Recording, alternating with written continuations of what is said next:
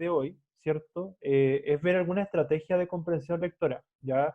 Estrategias que les van a servir cada vez, ¿cierto? Que tengan que leer un texto, ¿ya? Por ejemplo, también vamos a ver algunas habilidades que son básicas, ¿verdad? Para comprender un texto y de cómo, ¿cierto? Se puede ir trabajando la comprensión lectora. Les va a ser súper útil, ¿ya? Así que espero les sirva esta clase. Voy a compartir pantalla para que podamos revisar el texto, ¿ya? Se los voy a subir igual para que después lo tengan en la plataforma, ¿ya? Tanto la clase como el texto, ¿ya? Vayamos comentando. Entonces, como les decía, ¿verdad? Vamos a ver una aplicación de técnicas de comprensión lectora, ¿ya? Y entre ellos quería comentarles que existen algunos malos hábitos lectores que se suele hacer mucho y que la idea es evitarlos, ¿ya? Por ejemplo, algo que no es recomendable hacer cuando leemos un texto es la regresión. ¿Qué significa eso? Que muchas personas les pasa que a veces ni siquiera terminan el párrafo y como no entienden algo del párrafo, vuelven a releerlo sin antes haber terminado el párrafo. Eso usted no lo haga. Ya no tienen que hacer eso. Ya lo que tienen que hacer es siempre terminar primero de leer el párrafo al menos y después si quieren lo releen. Ya porque en realidad está comprobado que una idea de un texto, de un párrafo por lo menos, se entiende recién a cabalidad cuando ustedes terminan de leer el párrafo, ¿ya? Así que siempre no dejen los párrafos a media, terminan de leer el párrafo y después vuelven a leerlo, ¿ya? Bien, a veces también pasa que las personas están leyendo en voz, no en voz alta, sino que están leyendo como lectura silenciosa, por así decirlo, pero en vez de leerlo como en su mente, vocalizan y empiezan como a pronunciar o a mover los labios, y eso tampoco es recomendable hacerlo porque se distraen, ya eso distrae la lectura, ya si van a leer en voz alta, sí, pero si van a leer como para ustedes, no vocalicen, no muevan los labios. Ya eso hay personas que lo hacen, así que no es recomendable. Tampoco, si son unas personas así como súper hiperactivos, que puede pasar, ya a uno le gusta estar muy tranquilo, ya tampoco es recomendable moverse mucho cuando uno está leyendo. ¿Por qué? Porque aumenta el cansancio. Ya lo único que se debe mover realmente cuando ustedes leen son los ojos, porque los ojos son los que están leyendo, entonces no el cuerpo. O sea, hay personas que a veces no se dan cuenta, pero empiezan a mover un pie, empiezan a mover las manos. Eso genera un mayor cansancio físico adicional al cansancio mental que puede generar una lectura, ¿ya? Entonces tampoco es aconsejable. Otra cosa que es súper importante es el vocabulario. El vocabulario, obviamente ustedes saben que se desarrolla realmente leyendo, o sea, entre más lean, más vocabulario van a tener, ¿ya? Entonces, claro, a veces uno no capta la idea de un texto porque el vocabulario que tenemos no es lo suficientemente amplio para entender ese texto. Así que la invitación siempre es a ampliar el vocabulario, ¿ya? Bien, hasta ahí bien, ¿verdad? Eso era como para ver hábitos que no hay que hacer, ¿ya? Ustedes saben que siempre que nosotros leemos un texto, ocupamos tres estrategias de lectura. Está el antes, durante y después de la lectura, ¿cierto? El antes de la lectura tiene que ver con identificar el propósito del texto. ¿Cuál es la finalidad del autor? O sea, ¿qué me quiso decir? ¿Por qué escogió este tipo de texto y no otro? ¿Por qué escogió un texto expositivo, no uno argumentativo? ¿Por qué uno literario en vez de uno no literario? Eh, ¿Qué me dice el título, verdad? ¿Cómo relaciono, verdad? Porque dice activar conocimientos previos, eso se refiere cómo relaciono el tema del texto que estoy leyendo con otros textos que yo haya leído, con algunos textos que haya escuchado, con películas que haya visto, con cosas que me hayan pasado a mí, etcétera. Eso es súper importante antes de leer un texto, porque ya les va clarificando de lo que va a tratar. Establecer predicciones. Eso es súper interesante porque uno puede predecir sin necesidad de leer el texto a partir del título o de ciertas palabras clave en el texto, y para lo cual es importante a veces subrayar, destacar, puede predecir de qué va a tratar. ¿Ya? Y eso es súper importante porque que ustedes conformen esa hipótesis de lectura a lo largo del texto. Una estrategia súper importante, y esto lo pueden hacer a lo largo de todo el texto, y es por eso que el texto del estudiante siempre tiene preguntas al lado de cada texto, son formularse preguntas y respuestas, ¿ya? Porque ustedes saben que cuando leemos nuestra vida diaria, los textos nos vienen acompañados de preguntas, uno ve el texto nomás. Pero esas preguntas no tienen por qué escribirlas, pero se las pueden hacer mentalmente. por ejemplo, preguntarse, ¿voy comprendiendo lo que dice el texto? ¿Cuál era el tema del texto? ¿Qué relación tiene este personaje con este otro? ¿Qué quiso decir el autor? Entre otras cosas. ¿Ya? Siempre es importante hacerse preguntas para entender bien un texto.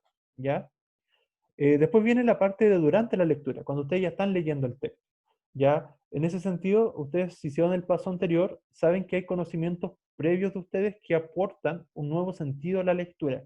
Entonces, siempre, y eso tienen que intentar hacerlo siempre, ya relacionar lo que están leyendo, lo nuevo, con aquello que ya conocen.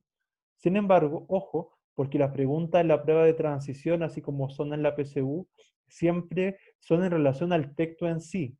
Sin embargo, tampoco es malo que ustedes conozcan más allá del texto, pero siempre que las preguntas siempre las tienen que relacionar directamente con el texto. ¿Ya? También es importante establecer inferencias. Las inferencias son deducciones. ¿Ya? ¿Qué me quiso decir o qué me quiere decir tal frase? ¿Qué va a pasar hacia el final del texto? ¿Ya? Etcétera. Comprobar la propia comprensión, esto es monitorear si voy comprendiendo bien, ¿verdad? Recapitular el contenido. Recapitular es como volver atrás, ¿ya? Pero recapitular es como, no tienen por qué volver a leer todo el texto, pero pueden recapitular mentalmente. Por ejemplo, decir, a ver, el primer párrafo me aportó esta idea, el segundo párrafo me decía tal cosa, ya, y lo pueden ir anotando al lado, ya, o pueden decir, ya, hasta ahora el texto me ha dicho esto, ya, bien, entonces ahora tengo que seguir con tal cosa.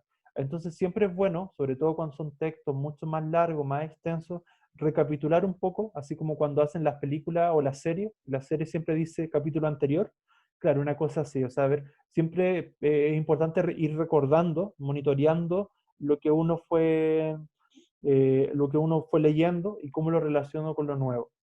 Y eso permite también, ¿verdad?, evitar las fallas de comprensión lectora, ¿ya?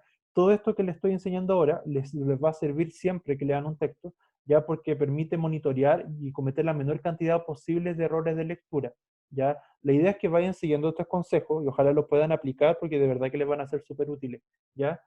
Después de haber leído el texto, cuando ya lo terminaron, siempre es importante volver a preguntarse, ¿cuál era el tema del texto? ¿Cuál era la idea principal o cuáles eran las ideas principales del texto?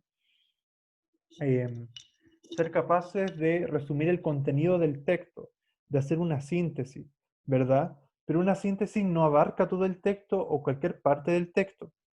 Una buena síntesis, un buen resumen, se centra solo en las ideas principales, ¿ya? Y a partir de eso es que ustedes construyen un resumen, ¿ya? Así que ojo con eso. Y tiene que dar cuenta de la estructura interna del texto. Por ejemplo, si están resumiendo una noticia, acordarse que una noticia tiene un epígrafe, un título, una bajada, un lead o entradilla y un cuerpo. Lo mismo en un cuento o un texto dramático que tiene un inicio, ¿cierto? Un desarrollo, un clímax, un desenlace. Entonces, siempre las palabras clave o frases clave tienen que dar cuenta de la estructura del texto. Hasta ahí, ¿se va entendiendo? ¿Queda claro esto? ¿Va quedando claro? Sí, no, más o menos, bien. Chicos, chicas, va Sí, quedando profe, sí, sí ya, queda claro. muy bien, Y bien, ya. ¿Cómo entendemos mejor un texto? ¿Verdad? Implica cierto poner atención, ¿ya? O sea, si ustedes realmente quieren comprender bien lo que están leyendo, tienen que intentar no distraerse con nada alrededor, ¿ya? No está mal, pues ya a mí me ha pasado, yo también lo he hecho, así que he caído en ese error, de a veces estar escuchando música mientras leo algo, lo cual no está mal. Sin embargo, en realidad lo que recomiendan que para entender bien un texto no nos dediquemos a otra cosa más que estar leyendo ese texto en ese minuto. Por eso, en estas pruebas como la PSU o ahora la prueba de transición, eh, por eso les piden que no haya aparatos más allá de la copia, qué sé yo, que no tengan nada distractor, de distracción, ¿cierto?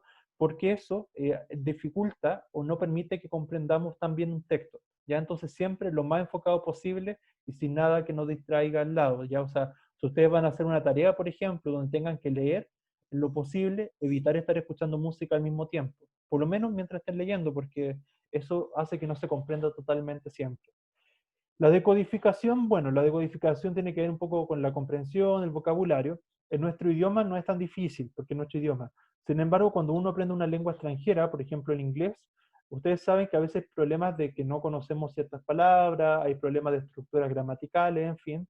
Entonces, a veces, claro, la decodificación se nota más que tenemos problemas ahí cuando estamos aprendiendo otro idioma. Ya en nuestro idioma es raro ya que al curso que están ustedes tengan problemas de decodificación, pero igual se puede dar. ¿Ya? También otra característica, ¿cierto?, de cómo deben enfrentarse un texto es la interpretación. Ustedes saben que un texto tiene un sentido literal, ¿verdad?, que es lo que dice el texto, pero a veces los textos también trabajan la ironía, tienen un significado oculto, algo que hay que interpretar, que ver más allá. Si ustedes recuerdan el poema de los vampiros, ¿cierto?, este de Mario Benedetti, se fijaban que, claro, lo que aparentemente nos contaba el poema, ¿cierto? Literalmente era esta historia de vampiro, ¿cierto? Esta historia de un vampiro que bebía agua y que hizo prácticamente toda una revolución y que los otros vampiros que bebían sangre lo vieron mal, ¿verdad? Y se vengaron de él y lo mataron. Y finalmente después reconocieron su culpa y lo hicieron mártir. Sin embargo, si ustedes veían más allá, en lo oculto, ¿verdad? Dentro de la interpretación, se iban a dar cuenta que era una forma de criticar a lo que ha pasado siempre en la historia de la humanidad, que es, por ejemplo, cuando las personas de mayor poder buscan silenciar a aquellos que rompen o que quieren romper la estructura o que quieren sacarlos del poder, como pasa en la política, como ha pasado con muchos científicos, artistas, etc. ¿Ya? Entonces los textos tienen más de un significado y está ese significado literal y un significado más profundo o interpretativo o connotativo. ¿Ya? También es importante, sobre todo cuando ustedes finalizan una lectura, de ser capaces de emitir juicios de valor. La valoración crítica es súper importante el momento de leer. No basta decir me gustó o no me gustó lo que estoy leyendo, sino siempre ser capaces de justificarlo con marcas del texto, con citas textuales. Ya es súper importante eso, siempre fundamentar su opinión, siempre fundamentar lo que ustedes piensan sobre un texto. Bien, hasta ahí, súper, ¿verdad? Súper bien hasta ahí. ¿Están claros? ¿Sí? Bien.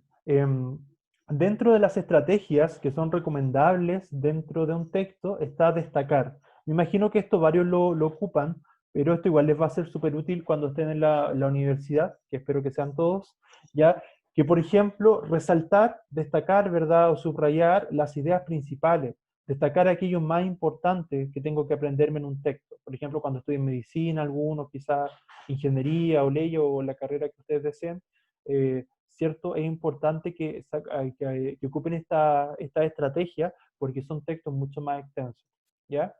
Bien, veamos el siguiente ejemplo. Un hermoso vestido, un sabor exquisito, una obra elevada, todos producen momentos de intensidad que repentinamente nos apartan de lo habitual y nos transportan a un estado de insularidad, o sea que nos alejan, y autonomía, porque somos independientes, al imponernos la inquietud productiva de una oscilación entre la percepción sensual y la experiencia conceptual. En ese sentido, ¿verdad? Acá no está hablando de un tema estético, eso no está hablando acá de la percepción, no habla ese párrafo. Ya.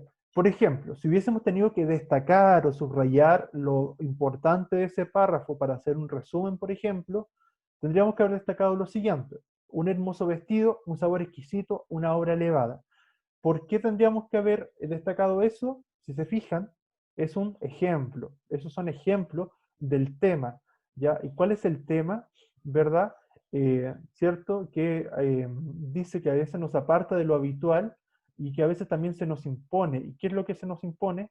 Esta oscilación entre la percepción sensual y la experiencia conceptual. Entonces, ahí en esas palabras destacadas encontramos, ¿verdad?, el tema central del párrafo, que es la percepción de los sentidos y la percepción que tenemos a nivel más cognitivo, más de los conceptos.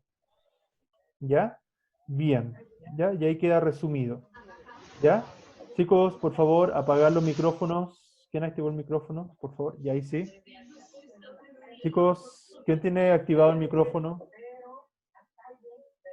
¿Quién se conectó recién que lo tenga activado? Ahí sí. Ya, muy bien. Ya, como les decía, no es lo mismo resumir que parafrasear. Resumir es explicar, sintetizar, ¿cierto?, lo más importante de un texto, ¿ya? ¿Ya? Y siempre centrándose en las ideas principales del texto, ¿ya? para lo que pueden ocupar ustedes subrayar, tachar, extraer las ideas principales, destacar, entre otras cosas.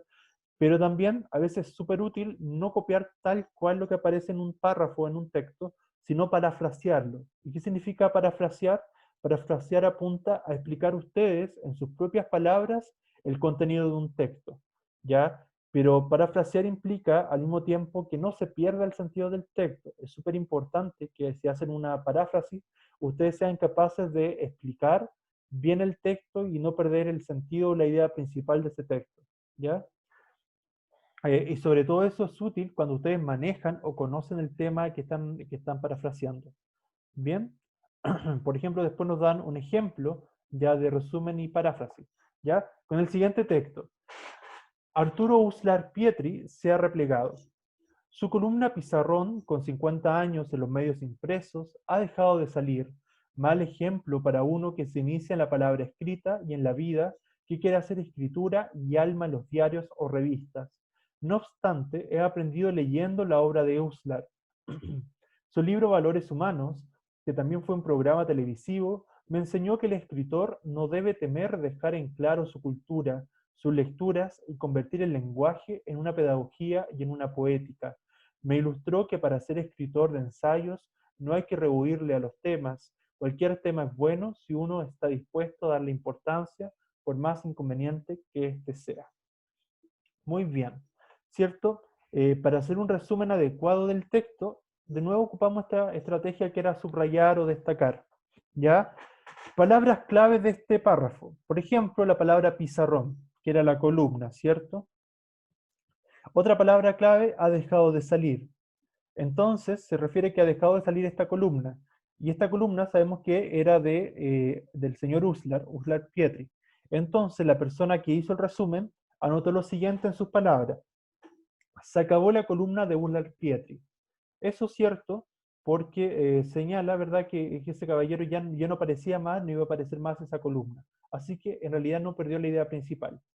Luego se tomó de las ideas claves como he aprendido leyendo la obra de Uslar, la frase Valores Humanos, que también fue un programa televisivo, me enseñó que el escritor, ¿cierto? Tal cosa, a convertir el lenguaje en una pedagogía. Con esas palabras que esta persona subrayó, hizo el siguiente resumen. La columna Pizarrón de Arturo Uslar Pietri estuvo 50 años en la prensa y dejó de circular. Si se fijan, dice lo mismo pero en sus palabras. Eso es malo para quien se inicia en la prensa escrita. Sin embargo, aprendí mucho leyendo a Uslar. Su libro y programa de TV, Valores Humanos, me enseñó que el escritor debe ser valiente y mostrar su cultura de manera pedagógica y ética, por lo que no debe temer a ningún tema. Si se fijan, es súper útil hacer siempre resúmenes porque a veces les permite dejar mucho más claro una idea. Así que lo invito a usar esas estrategias cuando tengan que leer algo, ¿ya? Después, por ejemplo, habla del teatro medieval, ¿ya? Un ejemplo de parafraseo, ¿cierto? De paráfrasis. Supongamos que el fragmento era el siguiente. El teatro de la época medieval, siglo V a siglo XV, que es lo que dura la Edad Media, se configuraba especialmente en dos tipos de realizaciones artísticas: la puesta en escena y actuaciones de situaciones propias de la vida cotidiana, y la encarnación de anécdotas y representación de pasajes propios de los misterios litúrgicos, los relatos del mundo cristiano y los dogmas de la Iglesia. Ahí el tema principal, ¿cierto?, es el teatro medieval y los tipos de teatro medieval que habían. Entonces, si ustedes hacen una paráfrasis, tienen que hacerlo mucho más simple y no perder esas ideas principales. Entonces quedaría lo siguiente. El teatro medieval se mueve dentro de dos tendencias: las representaciones de la vida real y acciones de la vida religiosa. Entonces, así un texto que era mucho más complejo se va simplificando al resumirlo o al hacer un parafraseo. ¿Ya? ¿Se va entendiendo? ¿Ocupan esta estrategia o no la usan mucho? ¿La ocupan o no, esta estrategia? Chicos, chicas, ¿la ocupan o no? ¿Ya? La idea es que las vayan usando, que les vaya siendo útiles, ¿ya? Bien. Otra estrategia es clarificar, ¿ya? Clarificar apunta a explicar, ¿cierto? Especificar ciertas cosas, eh, ci- ciertos aspectos. Chicos, silenciar los micrófonos. Silenciar los micrófonos. Y ahí sí. Ya, clarificar implica, ¿cierto?, explicar ciertas palabras, ciertos términos, aquello que no haya quedado claro dentro de un texto.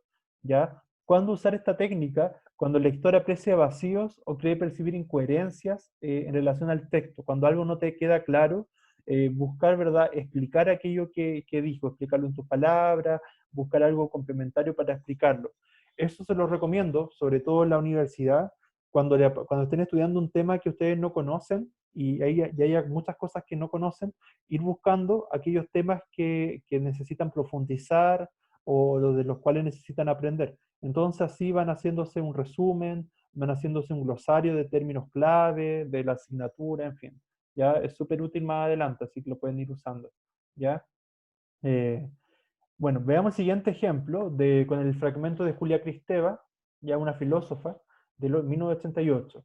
La experiencia amorosa une indisolublemente lo simbólico, lo prohibido, discernible, pensable, lo imaginario, lo que el yo representa para sustentarse y agrandarse, y lo real.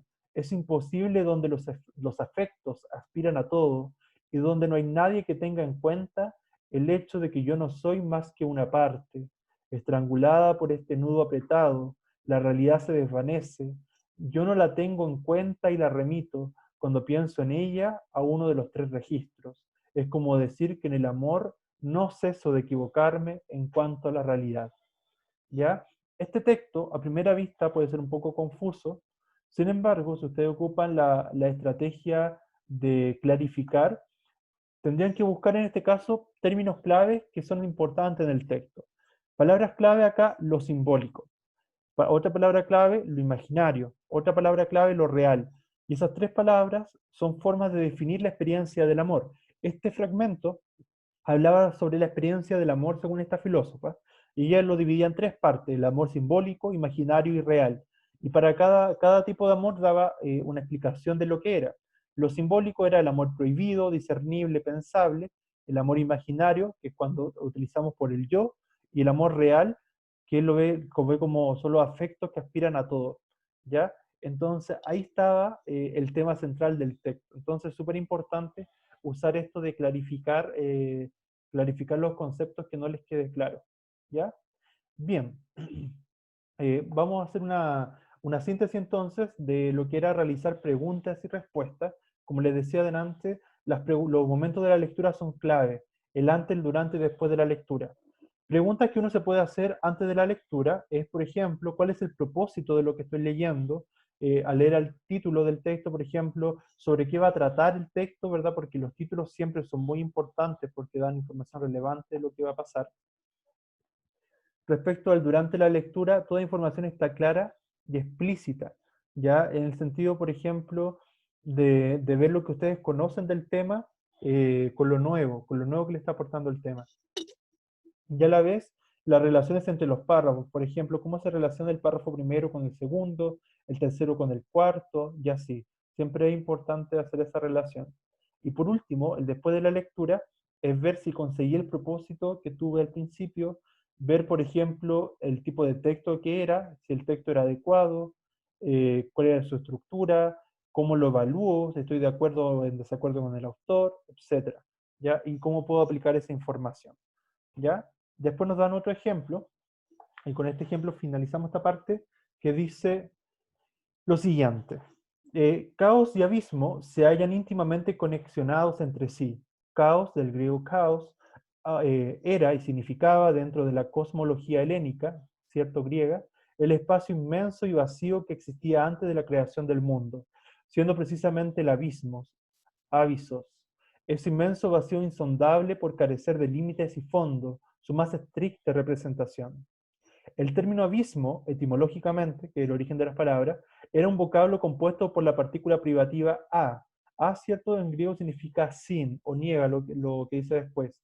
A y visos, o que significa base, asiento, fondo o fundamento. Entonces, cierto, la palabra avisos significa sin fondo, ¿verdad? Sin asiento, sin fundamento. ¿Ya? Por eso hay la relación entre el origen de la palabra con su significado, siendo por tanto translaticiamente sinónimo de lo inmostrable, insustentable y por ende indemostrable.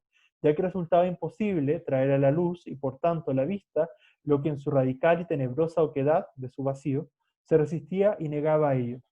El abismo y el caos, por eso mismo, además de ser opacos e inacibles, provocaban la aversión y confusión del pensar o logos, de la palabra, en tanto que ese logos o pensar encarnaba la modalidad de un ver, de un eidos, y su potencia inteligibilizadora provenía de la luz, del sos, ya que debido a esto, aquello resultaba impenetrable para sus potencias indomables dentro de sus límites.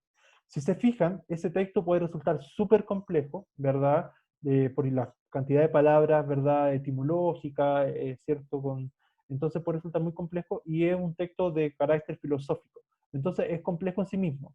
Pero si ustedes ocupan cierta estrategia, les puede resultar mucho más fácil comprenderlo.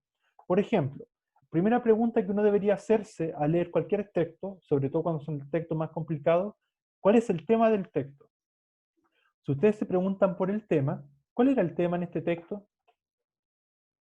¿De qué hablaba? ¿Cuáles eran los temas principales que trataba, más allá de los significados? Hablaba de dos cosas en sí mismas. Hablaba del caos y del abismo. Ese es el tema del texto, hablar del caos y del abismo. ¿Ya? Después, otra pregunta que es importante hacerlo, si ya identificaron el tema, ¿ya? ¿Y cómo se relacionan esos dos temas? ¿Cómo se relaciona el caos y el abismo en el texto? Si ustedes van al texto, ¿cierto? Dice, caos y abismo se hallan íntimamente conexionados entre sí. Caos, ¿verdad? Que era y significaba dentro de la cosmología cierto helénica, el espacio inmenso y vacío que existía antes de la creación del mundo. Entonces, antes de la creación del mundo, hablábamos del caos. Y el abismo era el espacio vacío. Entonces, ahí encontramos la relación, ¿ya? Entonces, esa es la conexión entre ambas, ¿ya?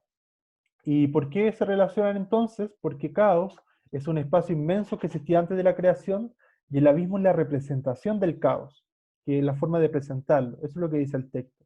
Entonces, el lugar donde no entra la luz, por ende, conlleva el caos y al desconocer las cosas. Entonces, al ya hacer la conexión, era súper más sencillo comprender el texto. Después, por ejemplo, podríamos preguntarnos cuál era la relación entre abismo y oscuridad. La oscuridad era otro subtema que aparecía en el texto. ¿Ya? Se dice, ¿cierto?, de la oscuridad en este texto, que la oscuridad provocaba confusiones, en el abismo no había luz, por ende es fácil confundirse y no lograr el conocimiento. Entonces, como en el abismo no entraba la luz, la ausencia de luz es como la ausencia de conocimiento. Entonces, era otra forma de entender el texto. ¿Ya? Y por último, ¿cómo se relacionan con otros conceptos que habían acá en este texto? El concepto de luz y el logos. Ya si se fijan, lo tienen que buscar al final, en el último párrafo. El abismo y el caos, por eso mismo, además de ser opacos e inacibles, que no se pueden alcanzar, provocaban la aversión, el distanciamiento, el odio, y confusión del pensar o logos. El logos es el pensamiento también. ¿Ya? Entonces, ¿cuál es la relación? Es que el logos es la confusión del pensamiento y la luz representaba el saber.